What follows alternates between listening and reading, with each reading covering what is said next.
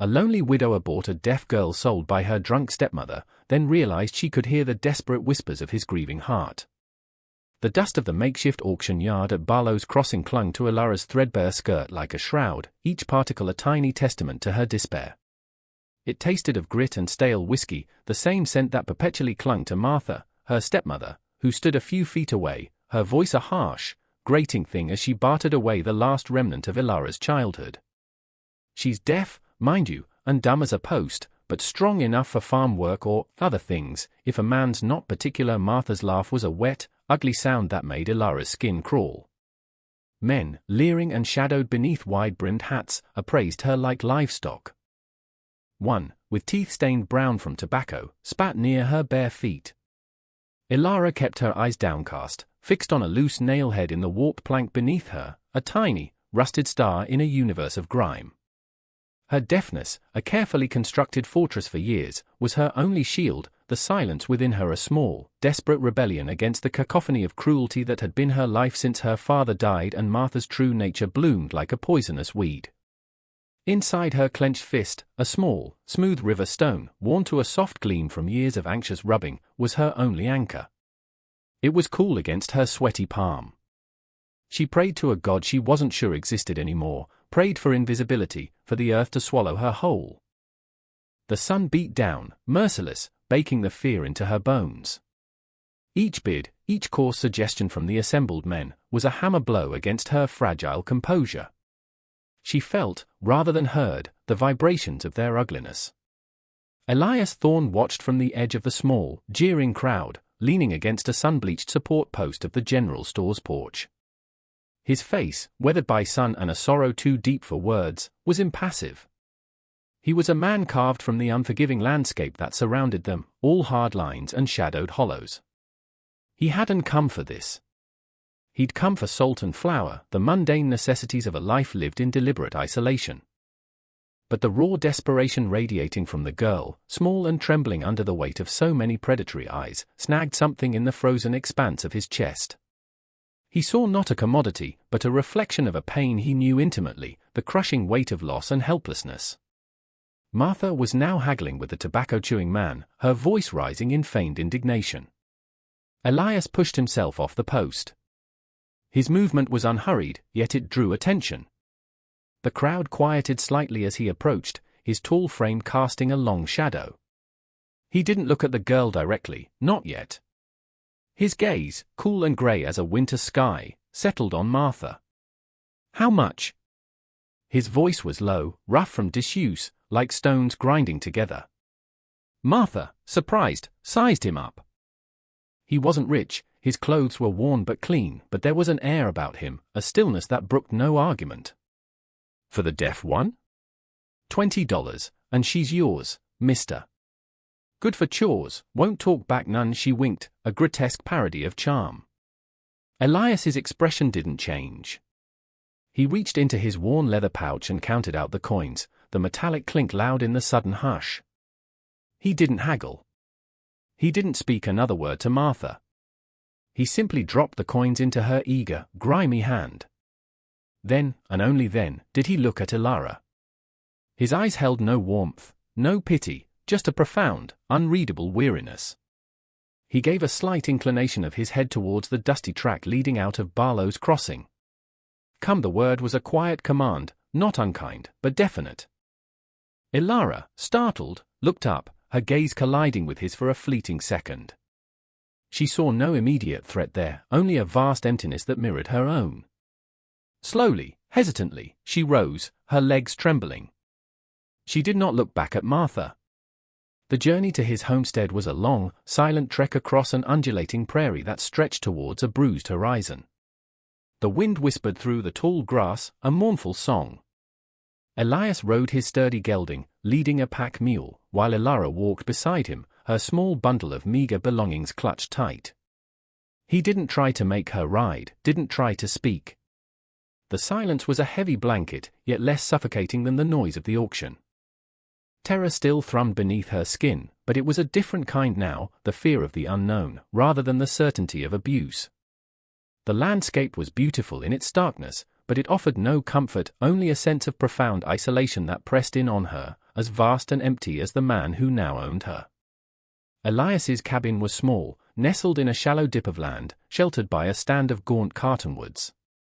It was built of rough-hewn logs, chinked with mud, a solitary sentinel against the immensity of the plains.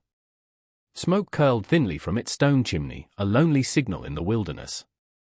Inside, it was sparse, almost stark, but surprisingly clean. A rough wooden table and 2 chairs stood in the center of the single room. A stone hearth dominated one wall, a bedroll neatly tucked in a corner. On the opposite side, a small, narrow alcove held another, smaller cot, a thin blanket folded upon it. Elias gestured towards it. "Yours." The word hung in the air. Elara stared.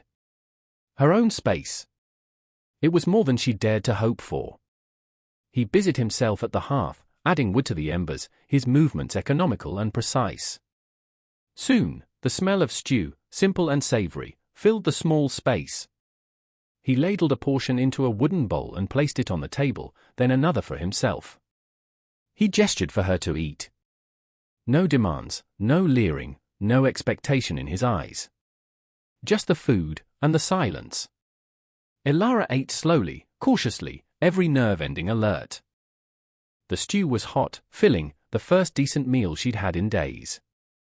He ate without looking at her, his gaze distant, lost somewhere in the flickering flames of the fire. When they were done, he took the bowls, cleaned them with a practiced efficiency, and then retreated to his bedroll, turning his back to her. The gesture was clear, he expected nothing from her. Elara lay on her cot, the unfamiliar quiet of the cabin pressing in. Outside, the wind soughed around the eaves, a mournful lullaby. She was still afraid, but a tiny, cautious seed of something else, confusion, perhaps even a nascent sense of relief, began to take root. Days melted into a routine dictated by the sun and the needs of the small homestead. Elias rose before dawn, the sounds of his movements, the creak of the floorboards, the splash of water as he washed, gentle intrusions into her feigned silence. He worked from sunup to sundown, tending his small patch of corn, chopping wood, mending fences that seemed to stretch into eternity.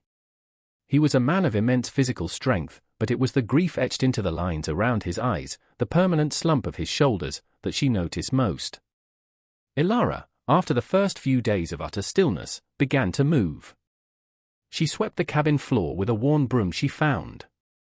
She collected eggs from the few scrawny chickens in a dilapidated coop, which she then began, slowly, to repair, using scraps of wood and twine she found near the woodpile.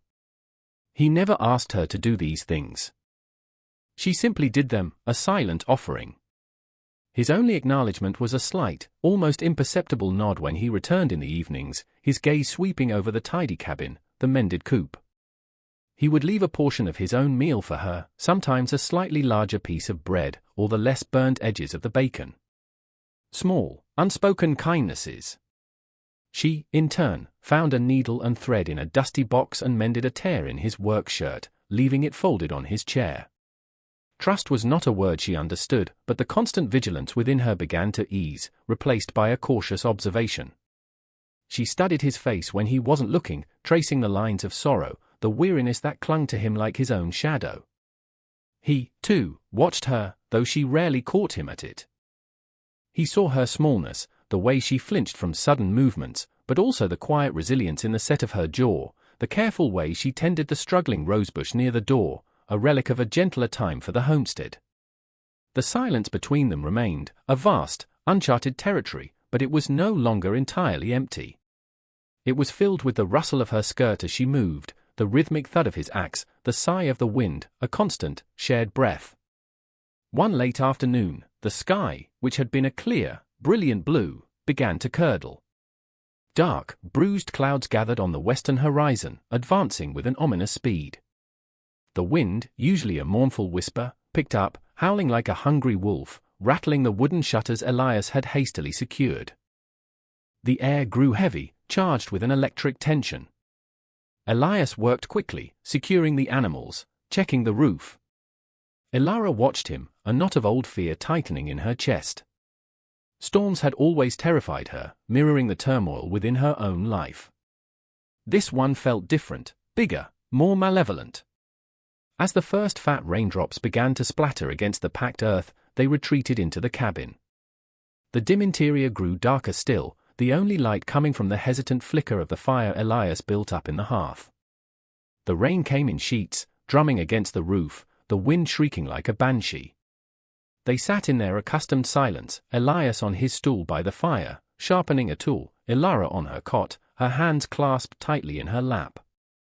Suddenly, a rivulet of water snaked down the wall near her head, dripping onto her thin blanket. She shifted, trying to avoid it, but another drip started, then another. The roof, it seemed, was not as sound as Elias had hoped. He noticed her discomfort, his brow furrowing. Wordlessly, he rose and crossed to her. He inspected the leak, then, with a sigh, gently took her arm and guided her away from the dampening cot. He moved her meager bedding closer to the hearth, into the small space between his own bedroll and the fire. His hand, calloused and warm, brushed hers as he rearranged the blanket. The touch was fleeting, accidental, but it sent a strange jolt through her, a spark of unexpected warmth in the cold fear of the storm. They were closer now than they had ever been, the small cabin shrinking around them. The storm raged outside, a symphony of elemental fury. Inside, the silence was thicker, charged with a new awareness. Later, as the storm began to abate, its fury spent, leaving behind a world washed clean and smelling of wet earth and ozone, Ilara, unable to sleep, rose quietly. The fire had burned down to embers, casting long, dancing shadows. She moved, ghost-like, around the small space. Her foot nudged something soft under Elias's crude shelf. Curious, she bent and picked it up. It was a small, crudely carved wooden bird, its paint faded, one wing slightly chipped. It was clearly a child's toy. She turned it over in her hands, a strange pang in her chest. A floorboard creaked. Elias was awake, watching her, his face unreadable in the dim light. She froze, expecting anger, but his voice, when it came, was raw, fractured. "Tom's my son. He loved birds, he didn't rise." He just spoke the words into the near darkness, a confession ripped from the depths of his soul. Then, a moment later, softer still, and Sarah, my wife, she carved it for him. Ilara stood motionless, the little bird clutched in her hand. She couldn't see his face clearly, but she could feel the waves of grief rolling off him, a physical force in the small room. Instinctively, without thought, she moved towards him. She knelt by his bedroll and gently placed the wooden bird beside his hand.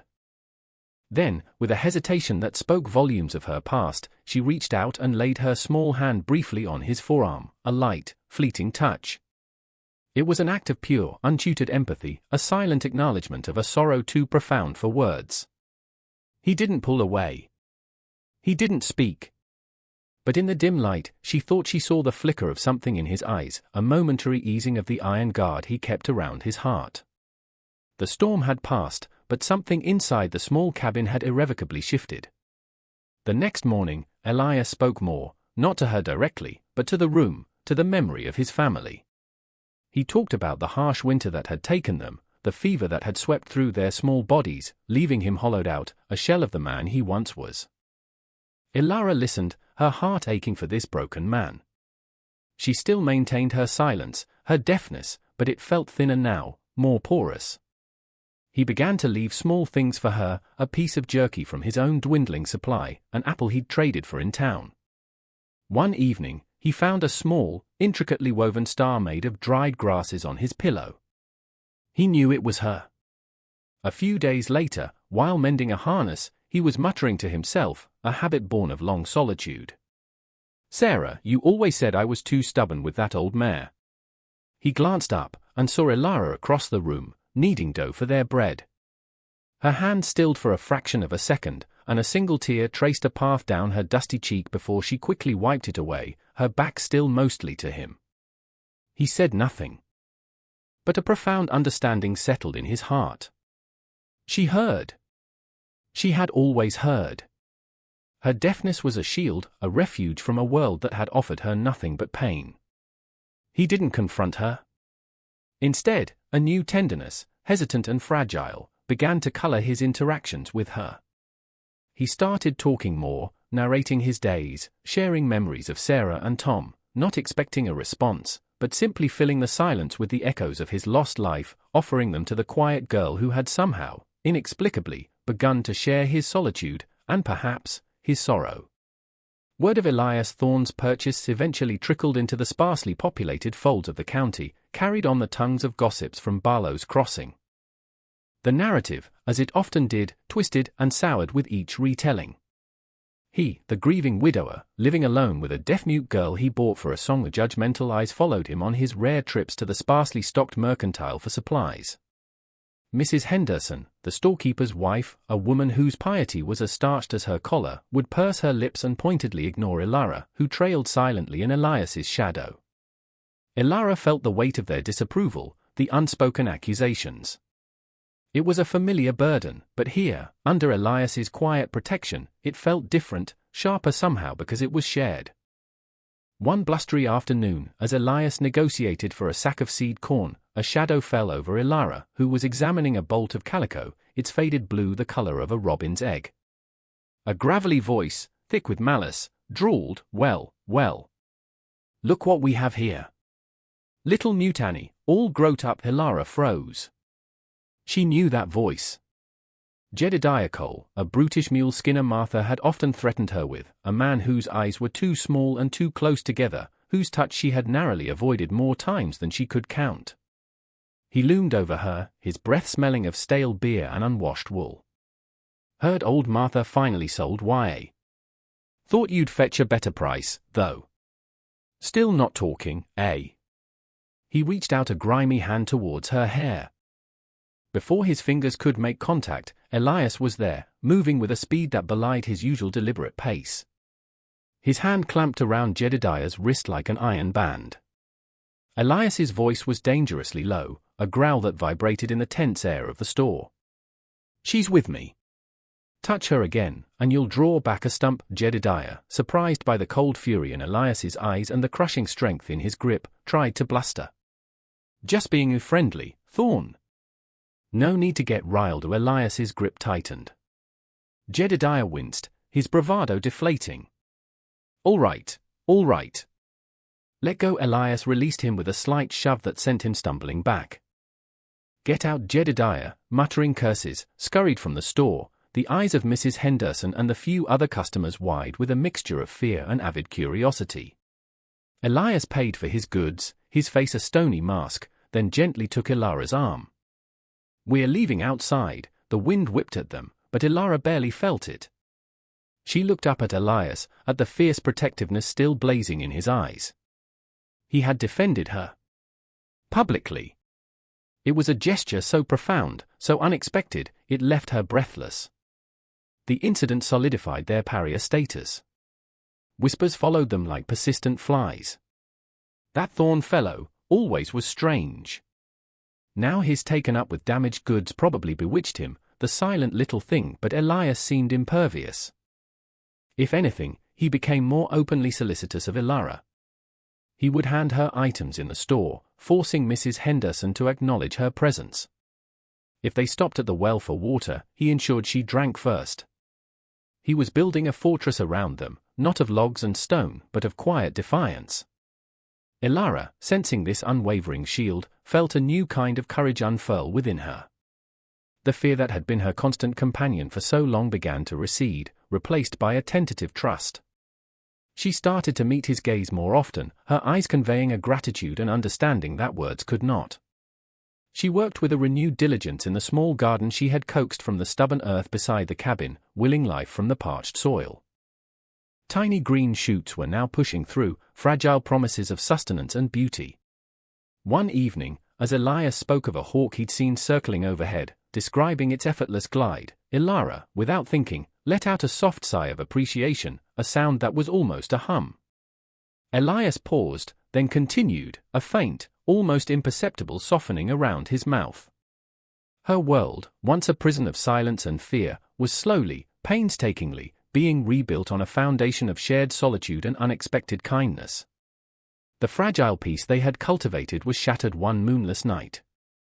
The wind, which had been moaning restlessly all day, rose to a frantic howl, lashing rain against the cabin in angry gusts. It was the kind of night that blurred the edges of the world, where shadows danced with malevolent intent. Elias had been uneasy all evening, his gaze frequently drifting to the shuttered window, his hand resting near the old rifle propped by the hearth. Ilara, too, felt a prickling apprehension, the air thick with unspoken dread. A sudden, violent crash from outside, the sound of the chicken coop door being splintered, jolted them both to full alert. Elias was on his feet in an instant, rifle in hand. "Stay back from the door," he ordered, his voice tight. Peering through a crack in the shutters, he saw them, 3 shadowy figures, their faces obscured by the darkness and driving rain. One was burly, unmistakable even in the gloom. Jedediah Cole. And with him, 2 others, equally menacing. He should have known Cole wouldn't let the humiliation in the store go unanswered. A rough voice bellowed, "Thorne! We know you're in there. Send out the girl, and we'll leave you be. We just want what's ours." Martha. Her shrill, greedy voice cut through the storm's roar, accompanied by a drunken cackle. She must have conspired with Cole, fueled by resentment or a desperate need for more coin. "She's not yours to take," Elias shouted back, his voice strained against the wind. "She's mine now. Bought and paid for." Cole laughed, a brutal sound. "We ain't asking." The first blow struck the door, the heavy wood groaning under the impact of an axe.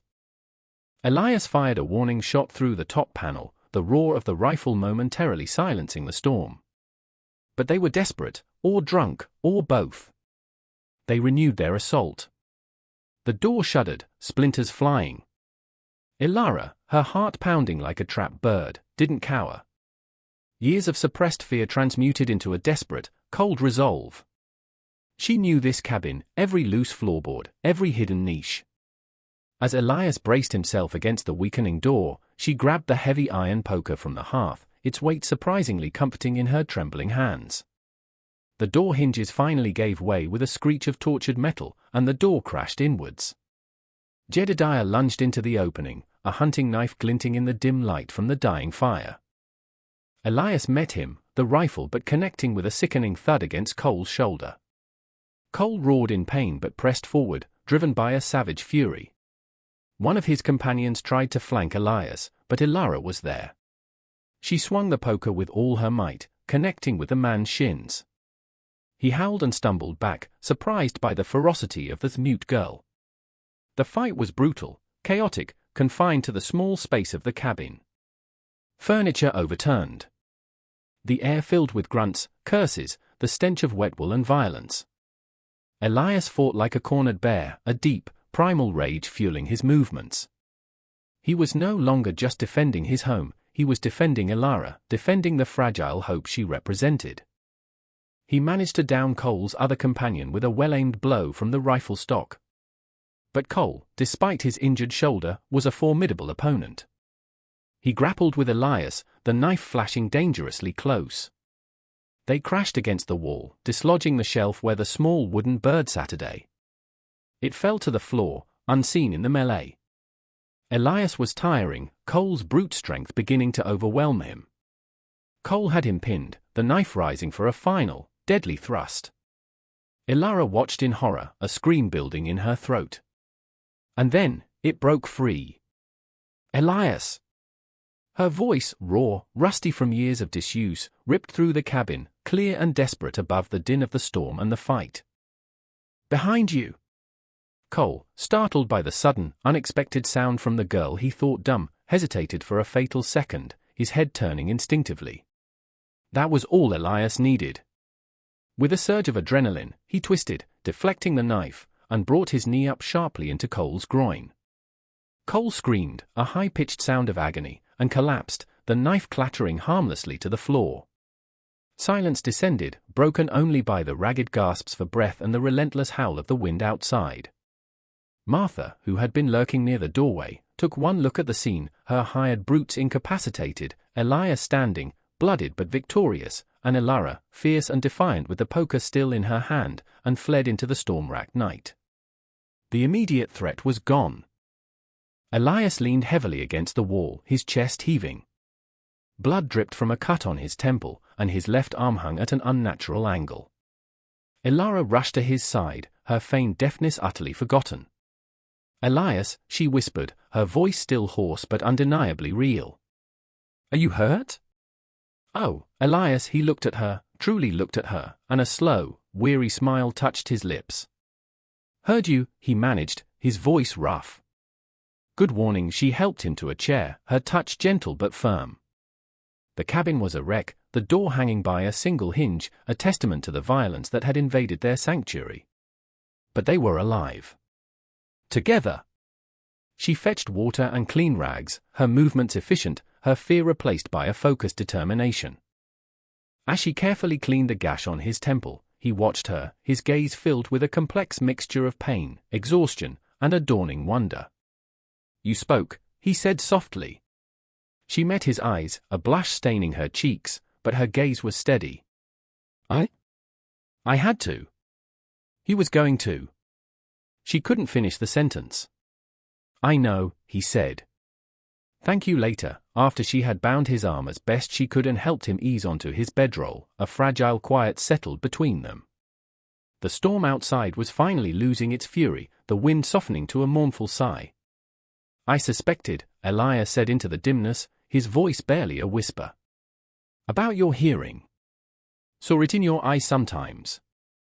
The way you'd still, when I spoke of Sarah, or Tom." Elara sat on the floor beside him, tracing the pattern of the rag rug with her finger. "I was so afraid," she confessed, her voice gaining a little strength.